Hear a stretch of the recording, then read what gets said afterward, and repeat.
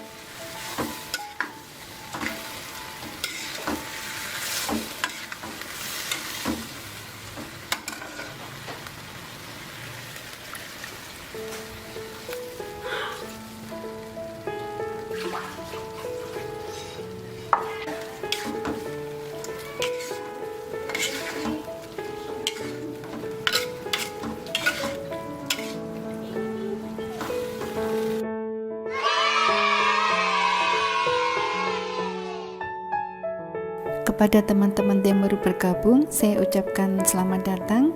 Jangan lupa klik like, subscribe, komen, dan share ya. Semoga video ini jadi lebih bermanfaat. Oke, terima kasih. Wassalamualaikum warahmatullahi wabarakatuh.